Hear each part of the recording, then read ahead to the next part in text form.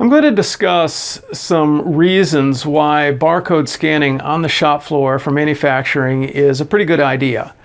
One of the reasons, first of all, is that you may have non-computer users. Let's say machinists, assembly line workers, forklift, people who don't naturally sit at computer monitors or in a cubicle or not familiar with sitting in front of the keyboard and mouse and operating software.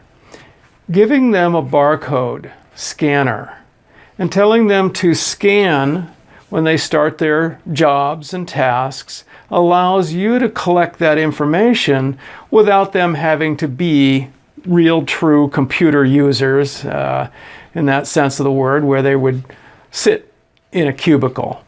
So that's really a big advantage. You're able to gather information without forcing those people to learn all new ways of gathering it. So the next might be that you're not going to be getting fake information. When you force a person like that to sit in front of a computer or to even fill out a paper timesheet, a lot of times you get fake information. They'll fill out their timesheet on a Friday afternoon. They completely forget what they worked on Monday, Tuesday, Wednesday, Thursday. Even the morning of Friday, they're a little unsure exactly what they worked on. And so they'll just sort of fill out what they think might be it. And the fact is, about half that information is fake. The exact times, the exact hours, the exact jobs all escape our memories as time goes on, days go by. You just lose that information and the data becomes kind of fake and false. But they give their best effort.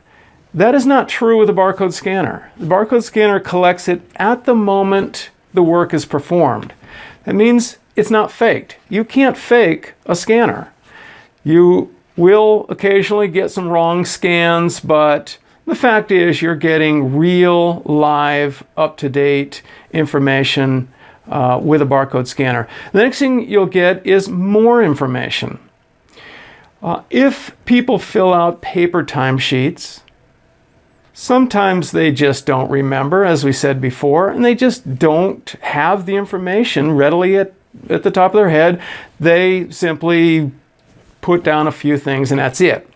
The barcode scanner collects it all. Every job, going on lunch break, cleaning the shop, doing maintenance work, G&A type jobs, meetings, and then of course the actual project or client work that you're doing. So you're collecting more information, more kinds of information. You're able to use that.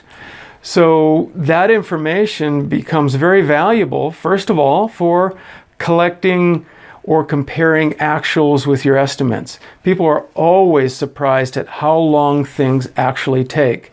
That's probably because we're used to these verbal communication status reports or paper timesheets where you sort of fake the information, but when you collect it for real, people are shocked and surprised at how long things actually take, how much time they spent doing these tasks or even doing non-project work. So comparing actuals with estimates is a huge advantage when it comes to barcode scanning, because you're getting real information and you're able to do real comparisons. You can use that information for resource availability. You can look out into the future and say, okay, I've assigned these employees, these groups or work groups to projects. I've assigned assembly lines or assembly bays or assembly areas to these projects. And now what is my resource availability? Are these people available for new jobs? Is that assembly line open for new jobs? Are my resources available? These are some of the things you get by collecting actuals, knowing how long things take, be able to create good estimates, and then assign those estimates to actual resources like people or machines or assembly lines, and then being able to use that for future reference. Sort of in the lines of production slotting. You're slotting jobs to physical and human resources, like assembly lines. You're slotting these lines for use at these particular times for these particular jobs.